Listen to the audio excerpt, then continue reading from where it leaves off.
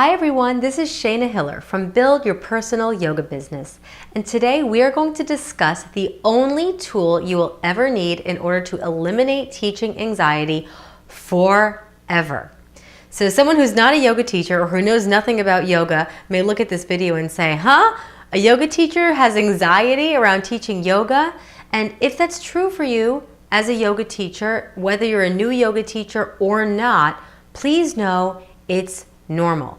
People get anxiety around teaching yoga when either they're new to teaching yoga, when they're new to teaching a particular style of yoga, when they're new to teaching at a certain studio or to a certain type of class, or when you move to a certain place, or it really depends. And it's so important, especially if you are just beginning, to know that it is part of the journey and normal. What I find is many yoga teachers, the moment that they get nervous or anxious, they think to themselves, well, this must not be for me. I must not be good enough. I must not be doing it right. This is hard. This is challenging. This is difficult. So my strong encouragement is to do it, to keep teaching. And that is it. That is the only tool I could ever, honestly, as much as I'd like to come up with something else, oh, here, do this little meditation and pray and you'll get rid of the anxiety. The only way is to keep teaching yoga. And of course, there are various rituals that you can do before teaching, like deep breathing. Make sure you're not going into a yoga class from having a super busy, hectic day and getting right out of an argument with someone. Try to apply mindfulness and self-care into your days so that when you do approach your students and when you do step foot into that studio or that private yoga class, you're calm. You know, your energy is calm. So when you take care of yourself, it's less likely that there's going to be a sense of panic or nervousness. And obviously, being present is the number one way to stay really rooted in what you're there to do. Teaching anxiety, I had teaching anxiety for a very long time when I began teaching yoga, and over time it went away naturally, and because that's what happens over time is you're going to become more seasoned in what you're doing. It's like we don't get nervous to brush our teeth at night or to have a conversation with a friend, or right, these are things that we do all the time, but when we're just learning, there's a little bit of perhaps apprehension. So in addition to continuing to teach yoga, when you step into that room, remember there's a big difference between being a yoga student and being a yoga teacher. I know that's obvious, but we're still in the same room. We're still all, under the umbrella of yoga. But what I notice is that obviously, most likely, many people who want to or do become yoga teachers were once yoga students. And there's a different mentality. There's almost like a whole different consciousness between a yoga student and a yoga teacher.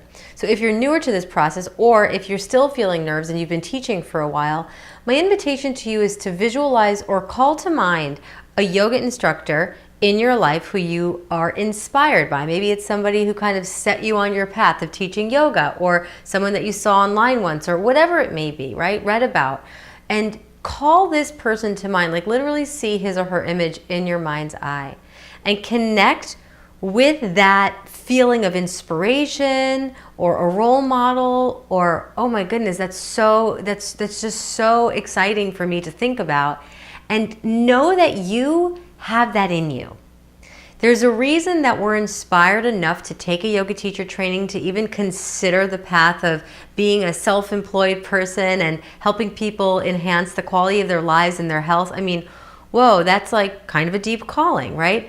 And please try to know that that is a gift that you have to serve others. And when you do fully you commit to stepping into the role of teacher, your nerves will probably just disappear and evaporate on their own accord, because you're now embodying a leader, right? And so for many years, I needed to get out of my own way. I was so nervous that I'm like, you know what, if I stay in my nervousness, not a lot's going to evolve. So not only did I continue teaching, I taught for free for many years. I taught friends. I just taught as much as I could so that I could get my bearings and get the practice and ease my nerves.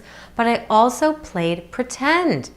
I was not a very confident person growing up. I was so shy that I would run away at my own birthday parties, my mom told me. I would literally go and run and hide because I didn't want to be around people. I just closed down. And though I could easily identify myself as being a shy person, I now no longer choose to subscribe to that story, and instead I choose to embody or act as a confident person.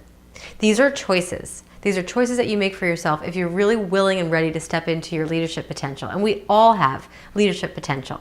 So I hope that this video serves you. The number one tool that you can use to eliminate all teaching anxiety is to keep teaching, to move through it, to breathe through it, and to keep practicing outside, to keep taking care of yourself and knowing that you've got a mission to accomplish, and I'm here with you every step of the way. If you haven't subscribed yet, please do. You can check below for some awesome free tips and tools and guides that I offer new, aspiring, seasoned yoga teachers. Stay tuned for more. If you have any questions about any of these videos, leave a comment or a question below and I will absolutely respond to it. Have a wonderful day and keep going.